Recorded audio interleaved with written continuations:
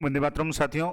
आज का ये इम्पोर्टेंट वीडियो बहुत ही महत्वपूर्ण है और आप सभी के लिए इम्पोर्टेंट है, चाहे आप राज्य कर्मचारी हैं या बिजनेसमैन हैं या आम नागरिक हैं, स्टूडेंट है, किसी भी तरह का काम कर रहे हो। लेकिन आजकल जो आपको पता है साइबर क्राइम जो हो रहे हैं उसमें एक बहुत ही चर्चित नाम आपने सुना होगा, डिजिटल अरेस्ट। बहुत सारी घटनाएं आप अखबार में पढ़ेंगे।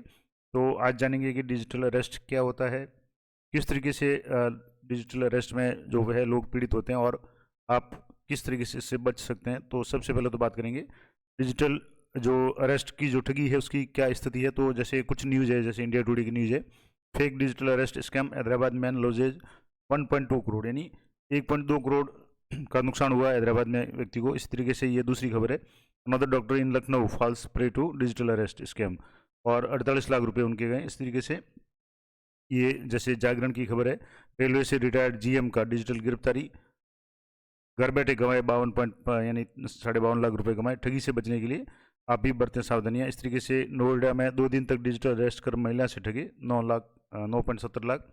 ये कई तरह की जो आप अक्सर न्यूज़ देख रहे हैं। अब जैसे यहाँ एक और न्यूज़ है, हिंदुस्तान टाइम्स की है, retired major general input under digital arrest for 5 days and due 2 crore, यानी 2 करोड़ का उनको नुकसान हुआ डिजिटल। और रिटायर्ड मेजर जनरल कहने का मतलब ये हुआ कि आम नागरिक से लेकर के बड़े बड़े अधिकारी तक बहुत उच्च शिक्षित लोग भी इसके शिकार हो रहे हैं। अब इसमें एक और जैसे न्यूज़ देखेंगे तो फेक कोरियर वाले की कॉल, 5 दिन डिजिटल अरेस्ट, और नोएडा की बुजुर्ग महिला से ऐसे ठगे 1.3 करोड़। इस तरीके से यहाँ पे देखेंगे तो डिजिटल अरेस्ट केस 2.81 करोड़ रुपए में सिर्फ 27 लाख ही रिकवर हो पाएंगे। ये बहुत बड़ा जो स्कैम है। तो ये डिजिटल अरेस्ट क्या होता है, किस तरीके से होगा, तो ये सारी जानकारी मैं आपको दूंगा। तो ये पहली बात तो ये कि जो भी जानकारी मैं दे रहा हूँ वो जो डिजिटल साइबर संस्कार मैगजीन है उसके सहयोग से दे रहा हूँ। उस पर जो भी आर्टिकल्स वगैरह छपे हैं उन्हीं की सहायता से मैं आपको पूरी जानकारी देने का प्रयास कर रहा हूँ। तो सबसे पहले बात करेंगे डिजिटल अरेस्ट स्कैम होता क्या है, डिजिटल गिरफ्तारी क्या होती है, और आप किस तरीके से अपने को सुरक्षित रख सकते हैं। और जैसे आपको होता है कि आजकल जो साइबर हमले वगैरह हो रहे हैं, ऑनलाइन धोखाधड़ी है, बहुत ही गंभीर चुनौती बन गई है। और इन्हीं समस्याओं में एक महत्वपूर्ण समस्या अभी जो सामने आ रही है वो है डिजिटल अरेस्ट। अरेस्ट का मतलब आपको होता है गिरफ्तारी, लेकिन डिजिटल गिरफ्तारी कैसे होती है वो कई लोगों को नहीं पता होगा, हालांकि अब बहुत ही चर्चित है, रोज़ अखबार में खबर आती है। तो इसका जो नुकसान क्या होता है, एक तो वित्तीय नुकसान तो होता ही होता है, इसके अलावा पीड़ित की मानसिक स्थिति और उसके विश्वास को भी बुरा तरह से प्रभावित करती है। और इस कारण से पढ़े लिखे, कम पढ़े लिखे ही नहीं, बड़े उच्च शिक्षित लोग जैसे डॉक्टर इंजीनियर तक भी इसके शिकार हो रहे हैं।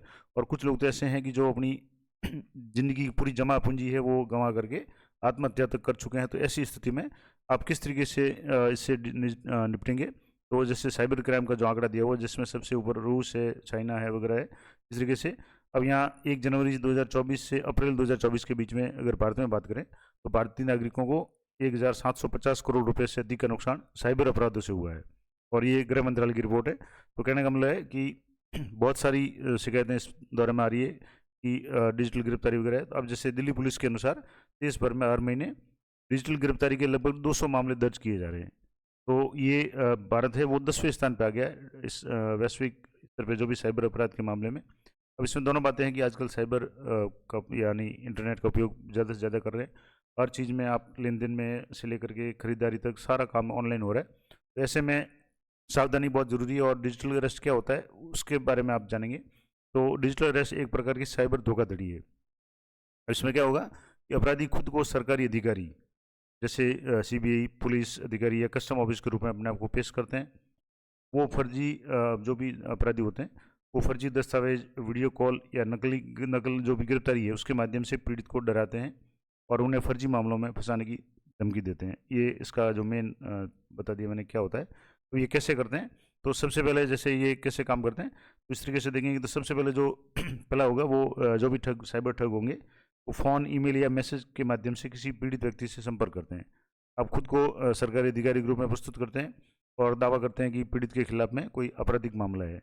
आगे के वीडियो में या नेक्स्ट वीडियो में, क्योंकि वीडियो थोड़ा लंबा हो जाएगा, तो मैं अगली वीडियो में 2 लाइव उदाहरण भी आपको बता दूंगा जो घटनाएं घटित हुई उनके बारे में भी, किस तरीके से ये काम करते हैं। तो अब क्या होगा कि जैसे कोई भी अधिकारी बन करके आपको कॉल करेगा और डर का माहौल पैदा करेगा। जो ठग है वो फर्जी दस्तावेज है, वीडियो कॉल और नकली गिरफ्तारी का वारंट दिखा करके आपके अंदर डर पैदा करेंगे और दावा करेंगे कि आपके खिलाफ में money laundering, income tax, custom से संबंधित कोई न कोई गंभीर अपराध है। और इस कारण से आप दबाव में आ जाते हैं, आप मानसिक रूप से पूरी तरह से एक बार उसके कब्जे में आ सकते हैं, एक तरह से उसको मेंटली हैक कर सकते हैं आपको। अब इसमें क्या होगा कि वो लंबी निगरानी रखते हैं, पीड़ित को विश्वास दिलाया जाता है कि उन्हें डिजिटल अरेस्ट पर रखा गया है। यानी पीड़ित को कहेंगे कि आप डिजिटली अरेस्ट है, आप कहाँ कहाँ क्या क्या काम कर रहे हैं, सारी जानकारी आपकी नोट की जा रही है। और इस तरीके से वे पीड़ित को लंबी वीडियो कॉल पे जोड़े रखते हैं और कभी कभी उन्हें सोने तक नहीं देते, ताकि उनका मानसिक दबाव है वो बढ़ जाता है। उसके बाद फिर वो पैसे की मांग करते हैं, भुगतान की मांग करते हैं। तो ठग पीड़ित से सबसे पहले जैसे कहेंगे कि आपके खिलाफ में अगर कानूनी कार्रवाई नहीं करनी है, तो आप कानूनी कार्रवाई से अगर बचना चाहते हैं तो इतने रुपए इस खाते में, इस क्रेडिट कार्ड में, गिफ्ट कार्ड में या क्रिप्टो करेंसी के रूप में भुगतान करें। और क्रिप्टो करेंसी वगैरह का भुगतान जो ऐसा होता है कि उसको ट्रैक भी आसानी से नहीं किया जा सकता। अब वो क्या करते हैं कि सबसे पहले तो आपके अंदर विश्वास पैदा करने के लिए कि जो फ़ोन करने वाला व्यक्ति है वो सही है, वो आपके से जुड़ी सारी जानकारियाँ पहले से ही इकट्ठा कर लेते हैं और आपको वो जानकारियाँ देते हैं, ताकि आपको लग जाता है कि वास्तव में वो व्यक्ति आपसे जानकार है या आपकी पूरी जानकारी उसके पास है। और ठग है वो पहले से जैसे पीड़ित के बारे में व्यक्तिगत और वित्तीय जानकारी जुटा लेते हैं, जैसे कि उसके बैंक डिटेल्स है, कौन कौन से बैंक में कौन कौन से खाते हैं, उसका पारिवारिक विवरण वगैरह, सरकारी कागजात वगैरह, कौन सी नौकरी करता है, किस विभाग में करता है, क्या क्या करता है। इस तरीके से काफ़ी जानकारी वो जुटा लेते हैं। और इससे क्या होगा कि जो भी पीड़ित होगा उनकी बातों में आकर के उसको विश्वास हो जाएगा कि वास्तव में सही अधिकारी है या सही जो भी ऑफिसर है वो फ़ोन कर रहा है, और उनके भरोसे में आ जाते हैं। और ताकि वो भरोसेमंद लगे और इससे पीड़ित को लगता है कि वो वास्तव में सरकारी अधिकारी है। अब वो कैसे करते हैं, जैसे सबसे पहले तो वो फर्जी वीडियो या सेटअप लगाएंगे। जैसे जब आपको वीडियो कॉल करेंगे तो उसमें आप देखेंगे तो एक पहले से थाना वगैरह आपको शो होगा, अगली पुलिस अधिकारी वगैरह सारा जो स्टाफ वगैरह है वो सेटअप करके रखते हैं। जैसे फिल्मों की शूटिंग में जिस तरीके से माहौल बनाते हैं या जो भी सेटअप तैयार करते हैं, उस तरीके से आपको इस तरीके से कॉल करेंगे और वीडियो कॉल करेंगे तो आपको दिखाएंगे कि पीड़ित लोग हैं। वास्तव में वहाँ कुछ लोग पीड़ित के रूप में वहाँ शो कर देते हैं, कुछ लोग अधिकारी के रूप में वहाँ दिखाई देते हैं, और आपको लगता है कि वास्तव में अधिकारी ही आपसे बात कर रहे हैं। अब इसके बाद में क्या होता है, अब इसकी कार्यप्रणाली किस तरीके से होगी, तो अब अलग अलग तरह के इसमें जो तरीके काम में लिए जाते हैं। एक है पार्सल घोटाले के रूप में, आजकल बहुत ज़्यादा चर्चित जो हो रहा है और कई लोगों के साथ में इस तरह का धोखाधड़ी हुई है। अब इसमें क्या होता है कि कई लोग अपनी सामग्री, अपनी कंपनी का सामान वगैरह है विदेशों में भेजते हैं, या आपके पास में कोई भी सामान वगैरह पार्सल आता है, तो इसमें क्या होता है कि डिजिटल अरेस्ट धोखाधड़ी में साइबर अपराधी पार्सल घोटाले जैसी तकनीक का उपयोग करते हैं। इसमें पीड़ित को एक फर्जी कॉल या संदेश भेजा जाता है। अब उनको कहा जाता है कि उनको दावा किया जाता है कि आपके नाम पे एक अवैध सामग्री वाला पार्सल है वो पकड़ा गया है, और वो आपके नाम से आ रहा है, और आपका उसमें सारी डिटेल्स है, और उसमें अवैध सामग्री है, और कस्टम अधिकारियों ने या प्रवर्तन अधिकारियों ने जो भी जो अधिकारी होते हैं उन्होंने उसको पार्सल को पकड़ लिया है।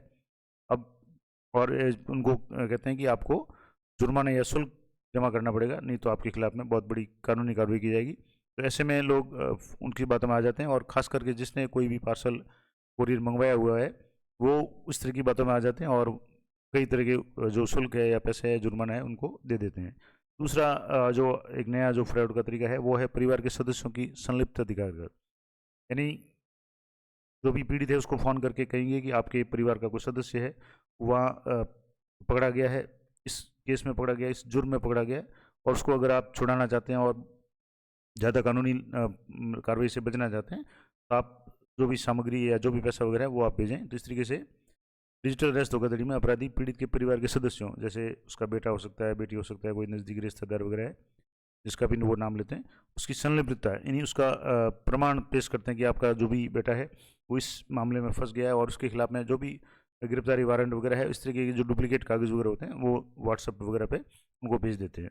उसके बाद में उसको मानसिक दबाव में डालते हैं, और अपराधी फ़ोन कॉल, ईमेल आदि के जरिए मैसेज करते हैं, संपर्क करते हैं और दावा करते हैं कि उनके परिवार का सदस्य वो आपराधिक गतिविधि में पकड़ा गया है, या उन पर गंभीर तरह के आरोप लगे हैं, और कहते हैं कि तुरंत जुर्माना चुकाएं या आपके खिलाफ में बहुत बड़ी कानूनी कार्रवाई हो जाएगी। और ऐसे में व्यक्ति क्या करता है, जो भी पीड़ित है वो पीड़ित को विश्वास में लेने के लिए जो अपराधी है या जो भी ठग है, साइबर ठग है, वो पीड़ित के सदस्यों, परिवार के सदस्यों के नाम, उनकी डिटेल्स, उनके व्यक्तिगत जानकारी वगैरह है वो पता करके उसको व्यक्ति को बताते, ताकि उस व्यक्ति को विश्वास हो जाता है कि हाँ उसी का बेटा है वो इस काम में फंस गया है। और इसके अलावा पीड़ित को डराने के लिए कई तरह की जो अपराधी है वो अलग अलग तरह की कार्रवाई करते हैं। और दबाव डालते हैं कि आपके खिलाफ में किस तरह की गिरफ्तारी या अन्य गंभीर परिणाम हो सकते हैं। और इसके लिए क्या करते हैं, बार बार कॉल या मैसेज के जरिए संपर्क में रहते हैं और बार बार कॉल करते हैं, ताकि जो व्यक्ति है वो मानसिक रूप से दबाव में आ जाता है, पीड़ित है वो मानसिक दबाव में आ जाता है और भयभीत हो जाता है और उन पर प्रेशर बढ़ाया जाता है कि वो जल्दी से जल्दी पैसे का भुगतान कर दे। अब इस प्रक्रिया में नकली दस्तावेज है, यानी मैंने कहा ना कि जो भी डॉक्यूमेंट वगैरह होंगे, जो गिरफ्तारी वारंट वगैरह का, वो भी सारा नकली होगा। वीडियो कॉल करेंगे जिसमें उस व्यक्ति का अगर कहीं फोटो वोटो लगा हुआ है तो उस तरीके से इसको फेक करके ऐसा आपको लगेगा कि वास्तव में आपका ही परिवार का सदस्य वो वहाँ गिरफ्तार हुआ है। अन्य जो भी तकनीक है, जैसे कि आजकल एआई का प्रयोग बहुत ज़्यादा हो रहा है, तो एआई के मामले में उसको किसी तरीके से आपको विश्वास में लेने का प्रयास करेंगे कि उस जो साइबर ठग है उसने आपके परिवार के किसी सदस्य को ही गिरफ्तार किया है। और फिर वो किसी बड़े अधिकारी से बात करवा कर इस सेटलमेंट की बात करते हैं, ताकि उस पीड़ित को लगे कि वास्तव में किसी सरकारी एजेंसी से बात करें। और उनका उद्देश्य ये होता है कि पीड़ित है पूरी तरह से भयग्रस्त हो जाए, भ्रमित हो जाए और उसकी जो भी मांगी हुई राशि है उसको जल्दी से जल्दी वो पूरा कर दे। अब इसमें आधार नंबर या फ़ोन नंबर का भी दुरुपयोग होता है। तो मैंने पिछले कई वीडियो में बताया भी है कि आप अपना आधार है वो सुरक्षित रखें, और मैंने एक वीडियो में बताया था कि आप मास्क आधार काम में लें। आप अपना पूरा आधार नंबर कहीं नहीं दें, आप मास्क आधार डाउनलोड कर सकते हैं। यूडीआई की जो साइट है, आधार की जो वेबसाइट है, उससे आप मास्क आधार किस तरीके से डाउनलोड करेंगे, मैंने पूरा वीडियो कुछ दिन पहले ही अपलोड कर रखा है, वो आप जरूर देखें। उसका लिंक भी मैं इस वीडियो के डिस्क्रिप्शन में दे दूंगा।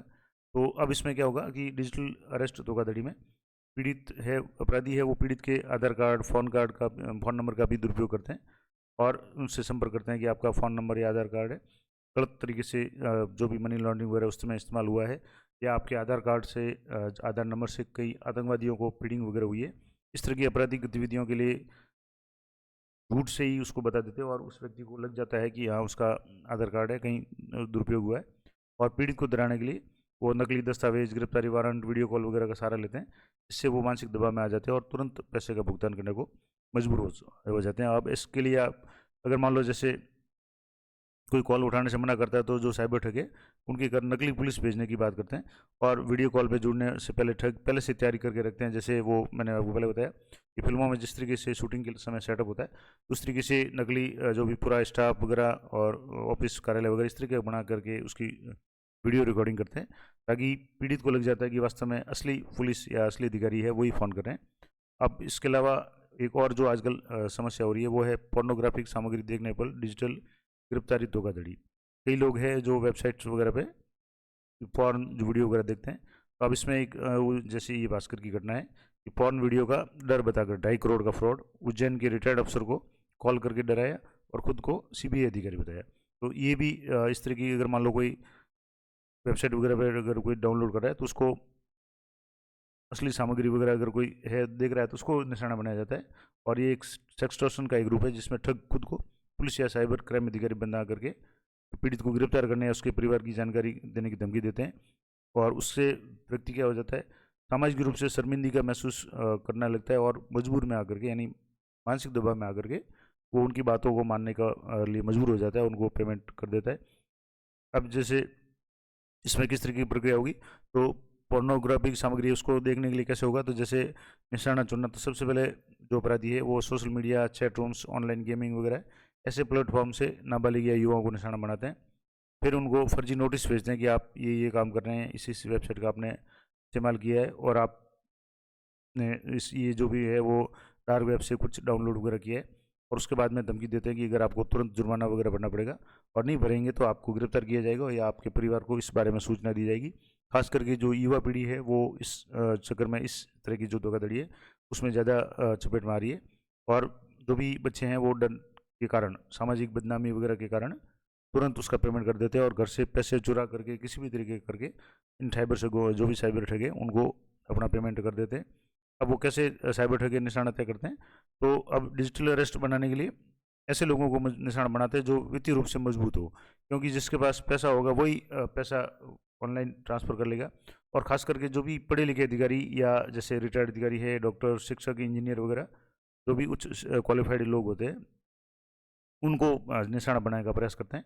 और ये अपराधी डार्क वेब जो भी साइट है जो सामान्य रूप से सर्च में नहीं दिखती, से ऐसे समूह का डेटा खरीदते हैं और जिसमें बैंक खातों की जानकारी, निवेश, पेंशन वगैरह जानकारी दी जाती है। तो मैं हमेशा कहता हूँ कि आप जो भी ऑनलाइन काम करें, अपनी सारी डिटेल्स आप कभी भी किसी भी प्लेटफॉर्म पे, किसी भी वेबसाइट पे पूरी तरह से शेयर नहीं करें, क्योंकि इस जानकारियाँ आजकल बहुत लीक होती है और कई बड़ी बड़ी जो कंपनियां हैं वो डाटा बेचती भी है। तो आप अपनी खुद की सुरक्षा बनाए रखें। अब साइबर अपराधी अपने टारगेट ग्रुप का पूरा भरोसा बनाने के लिए सेविंग अकाउंट से लेकर एफडी तक की पूरी जमा डिटेल्स बता देते हैं।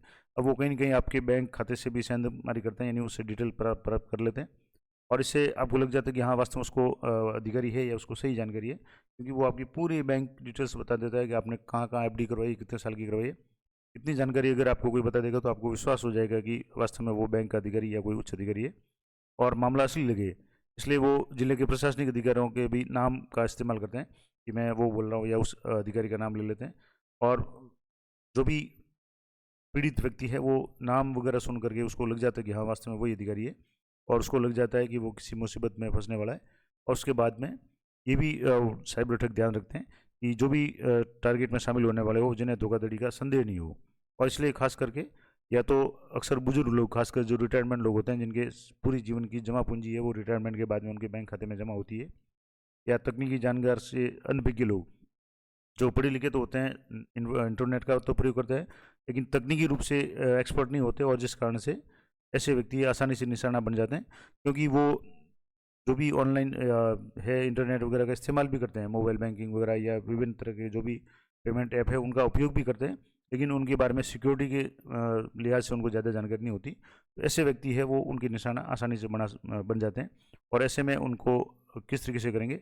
अब यहाँ एक जो भी घटना है, एक छोटी सी घटना मैं आपको बताऊँगा, उसके बाद में बाकी की बातें अगली वीडियो में करेंगे। तो एक सच्ची घटना है जिसके बारे में, जो साइबर डिजिटल वो क्रैश या डिजिटल अरेस्ट कैसे होता है। तो ये घटना भारतीय रेलवे में जीएम के पद से एक सेवानिवृत्त अधिकारी है, जिनको साइबर अपराधियों ने डिजिटल अरेस्ट के जाल में फंसा करके 52.5 यानी 52.5 लाख रुपए की ठगी का शिकार बनाया। और इस कहानी के माध्यम से अपन पता करेंगे कि किस तरीके से आप गलतियों से बच सकते हैं, उन्होंने क्या क्या गलती की, आप उन गलतियों से कैसे बच सकते हैं। तो ये जैसे ये न्यूज़ है कि रेलवे से रिटायर्ड जीएम जनरल मैनेजर है, इसकी डिजिटल गिरफ्तारी, घर बैठे गवाए 52.5 लाख रुपए। अब कैसे है, तो सबसे पहले जैसे एक अधिकारी है जो रिटायर्ड है, भारतीय रेलवे में है, और जीएम के पद से वरिष्ठ अधिकारी एक रिटायरमेंट है। अब उनके पास क्या होता है कि उनके 9 मई को मोबाइल पे एक अज्ञात नंबर से एक मैसेज आया कि आपके द्वारा जो भी पार्सल भेजा गया वो डिलीवर नहीं हो पाया है। सामान्य रूप से आप भी कोई भी अगर पार्सल वगैरह भेजते हैं तो उस पर अपने नाम, अकाउंट वगैरह जो भी डिटेल्स वगैरह होती है, खास करके मोबाइल नंबर तो होते ही होते हैं, उससे उन्होंने फ़ोन किया साइबर ठग ने। अब उन्होंने पार्सल के संबंध में जानकारी के लिए उस नंबर पर कॉल की जिस नंबर से मैसेज आया था। तो उन्होंने कहा कि हेलो सर, मेरे मोबाइल पर अभी एक संदेश प्राप्त हुआ है जिसमें लिखा है कि आपका पार्सल डिलीवर नहीं हो सका है। तो जो साइबर ठगी, उन्होंने कहा कि आपको सूचित किया जाता है कि 3 मई को आपके द्वारा मुंबई से ताइवान भेजा गया एक पार्सल था, और ताइवान सीमा शुल्क विभाग द्वारा प्रतिबंधित सामग्री होने के कारण जब्त कर लिया। यानी आपने जो भी पार्सल विदेश में भेजा था, ताइवान में भेजा था, वो उसमें कुछ आपत्तिजनक या प्रतिबंधित सामग्री है, और जिस कारण से वो जब्त हो गया है। अब इस कारण से क्या हुआ, जो अपराधी है अपराधी ने पीड़ित को बताया कि उनके पार्सल में 4 पासपोर्ट, 3 क्रेडिट कार्ड पकड़े गए और 100 ग्राम ड्रग्स भी थे। यानी आपने जो भी पार्सल भेजा है उसमें अवैध तरीके से ड्रग्स वगैरह है, और क्रेडिट कार्ड, पासपोर्ट वगैरह है जो नहीं भेजे जा सकते, वो चीज़ें हैं। और इसके अलावा उन्होंने आरोप लगाया कि पीड़ित के 3 बैंक खातों की केवाईसी विभिन्न शहरों में की गई है, और इन खातों का उपयोग मनी लॉन्ड्रिंग के लिए किया जा रहा है, और जिससे दाऊद, नवाब मलिक जैसे लोगों द्वारा आतंकी गतिविधियों का इस्तेमाल किया जा रहा है। कुल मिलाकर के जो अपराधी का उद्देश्य था कि पीड़ित को डरा धमका के उससे धन मांग करना था। इसलिए उन्होंने कहा कि झूठी ही आरोप लगाया कि आपके खाते की केवाईसी अलग अलग शहरों में की गई है, और आपके खाते का उपयोग है और दूसरी आतंकवादी गतिविधियों के लिए, फंडिंग के लिए इस्तेमाल किया जा रहा है। आपके पार्सल में ड्रग्स है और भी ऐसी चीज़ें हैं जो नहीं भेज सकते। जबकि जब ऐसी बात जब उन अधिकारियों ने सुनी तो वो सहमे हुए कहते हैं कि मेरा उन लोगों से कोई लेना देना नहीं है और मैंने ये कुछ नहीं किया है। लेकिन वो अपराधियों द्वारा लगे गए आरोप से घबरा गए और स्पष्ट करते हैं कि उनके पास में इस तरह की कोई भी अवैध गतिविधि नहीं है। अब उन्होंने जो अगला जो भी था, मनोवैज्ञानिक रूप से उसको डराने के लिए, धमकाने के लिए क्या किया, तो उन्होंने जो भी अपराधी साइबर ठगे, उन्होंने कहा कि मैं मुंबई क्राइम ब्रांच का अधिकारी बोल रहा हूँ, और अगर तुमने इस बातचीत के बारे में किसी को भी बताया तो तुम्हें जेल भेज दिया जाएगा, और ध्यान रहे तुम्हारा परिवार भी 24 घंटे हमारी निगरानी में है। और इसके बाद आरोपी ने वीडियो कॉल करके संपर्क किया ताकि पीड़ित को विश्वास दिलाया जा सके कि वे एक सरकारी अधिकारी से बात कर रहे हैं। यानी जो भी जो ठग थे, साइबर ठग, उन्होंने पुलिस की वर्दी वगैरह या जो भी कस्टम क्राइम ब्रांच वगैरह उसकी वर्दी वगैरह पहन करके जो सेटअप है ऑफिस का बना करके वहाँ से वीडियो कॉल किया, ताकि जो भी पीड़ित है उसको लग सके कि हाँ वास्तव में उसके खिलाफ में केस बना है। और उस वीडियो कॉल को उपयोग करके अपराधी ने अपने झूठे दावे को और अधिक विश्वसनीय बनाने की कोशिश की और पीड़ित को मनोवैज्ञानिक दबाव में रखा ताकि वे उनकी मांगों को मान ले, और किसी भी को भी इस बारे में बातचीत करने के लिए मना किया। क्योंकि अगर वो व्यक्ति रिटायर्ड व्यक्ति है, किसी जानकार से बात कर लेते तो वो उनको बता देता कि ये साइबर डिजिटल गिरफ्तारी है, साइबर अपराध है, तो वो सतर्क हो जाते। तो वो सबसे पहले उस व्यक्ति को मानसिक रूप से इतना दबाव में लेते हैं कि वो व्यक्ति किसी अपने परिवार के सदस्य या किसी जानकार को भी ये जानकारी नहीं देता कि मेरे साथ ऐसी घटना हो रही है या हुई है, और डर के कारण अपराधियों के दबाव में आ जाते हैं और उनकी बातों को मना करके कुल 3 बार में 52 लाख रुपए उनके खाते में ट्रांसफर कर देते हैं।